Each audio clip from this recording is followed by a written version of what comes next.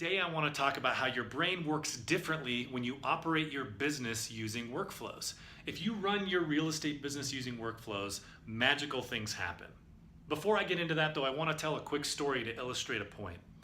This weekend I spent some time with family, and a lot of people in my family are very musical people. They play instruments, they sing, and so as often happens, after dinner we were sitting around and somebody sat down at the piano and started playing.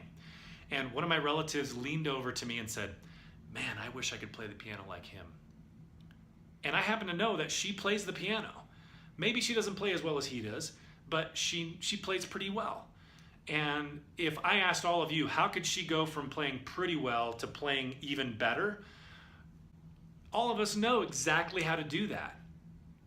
So why do we all know inherently that she just needs to practice more? She just needs to be deliberate about getting there. How do we all know that? And yet we still find ourselves wishing that we were in somebody else's place, with somebody else's skills, with somebody else's success. And I happen to know that she's not been practicing the piano lately. It's been years and years since she has been really busy with other things and just made a decision that she's going to spend less time on hobbies. And that's totally fine. But she needs to be honest with herself. If she really wants to be better at the piano, then she needs to put in the practice and put in the effort. And if she just doesn't care, if she's on cruise control, that's totally fine. But that's an honest look at what it takes to get better at something. Because there's a formula for getting better. Saying that I wish I were better implies that there's some fixed state of being, that somebody else is better than you and you'll never get there. Saying I want to do better and so I'm going to practice implies that you actually can get better, which is the truth. We can all get better if we're deliberate about it. It's the same thing in our real estate business. Do we find ourselves looking at other people's success and saying, "Man, the inventory is super low right now in my market. I wish I had as many listings as Sally." Or, "Man, I wish I had earned as much money as John. I love his car. I wish I had that." Or, "You know what? I wish I could do what that real estate agent did on the webinar that I watched the other day." Because that doesn't amount to anything. Wishing means nothing. Wishes don't come true in business. Well-executed plans come true in our business. And there's a reason why everybody talks about setting goals and making deadlines and working on process, because that's the only way we're going to get better. Maybe over time, through our experience, we'll get incrementally better at our business, just by nature of us being around and getting kind of an intuition about things. But if we want to really accelerate the rate at which we're getting better, if we really want to attain more success, or if we want to spend less time on the business while maintaining the same level of business, then we need to dedicate ourselves to getting there. And there's 3 things we need to do to get there. And it actually changes the way our brain thinks about our tasks every day. The first thing we need to do is stop saying "I wish." The first thing we need to do is create a strong desire to achieve whatever it is we're setting out to achieve. So we need to know what that tangible thing is, and we have to have a strong desire to do that. So you need to create a desire in yourself, however you do that, to actually achieve the goals that you have. Number 2, you need a process. Winging it doesn't actually make us incrementally better. Winging it doesn't get us closer to our goals long term. But working really hard on a process, iterating on that process over and over again, will get us better. We love to trick ourselves into thinking that there's some sort of magical event, some spontaneous explosion of success that happens in life. But the reality is that rarely happens. It's like winning the lottery. Not very many people see this transformative overnight change that leads them to some sort of a success. Most of us rely on incremental improvements to get better slowly over time. But we can accelerate how quickly we're getting better by using this process and not interrupting the chain of events that leads to success. And then the last thing we need to do is measure. We have to measure our results. We need to both measure our daily activities. Those are the predictive indicators that will lead to success if we continue to do them on a consistent basis. We also need to measure the lagging indicators or the trailing indicators, the things that prove that what we worked on in the past actually equals success. Those are the two ways that I love to measure as many things in my business as I possibly can.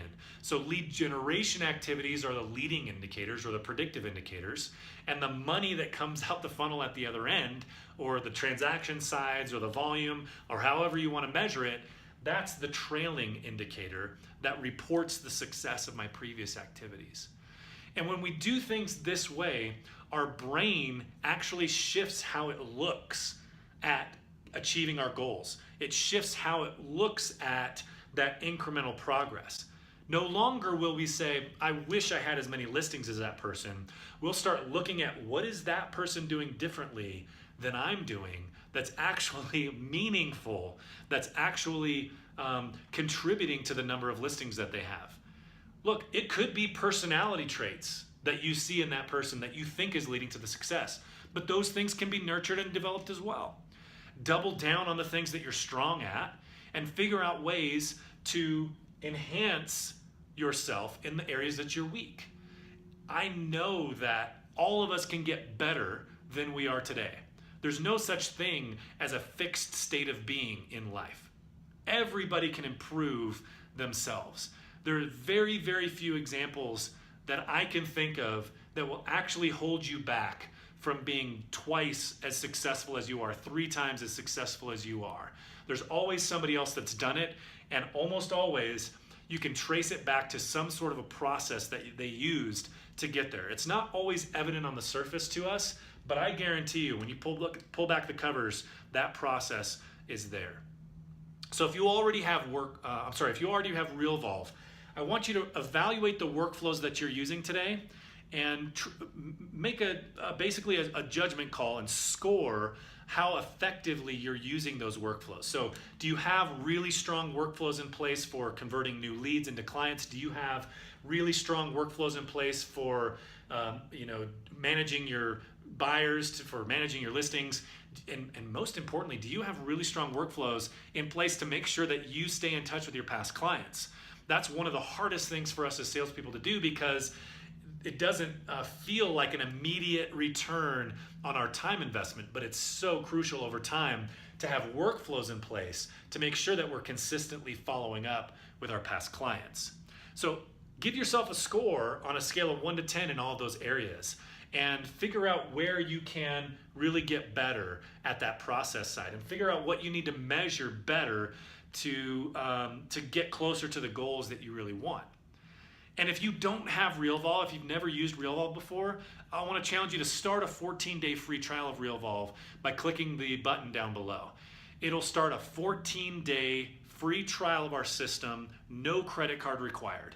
And what'll happen when you start that trial is we'll reach out to you with a series of emails requesting that you get some time on our calendar, because what we do with workflows is so far beyond what other people in the industry are doing.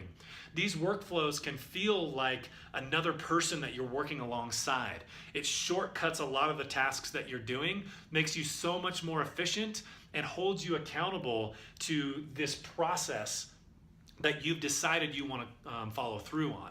And it creates a whole different culture in your own brain of this incremental progress towards your goals.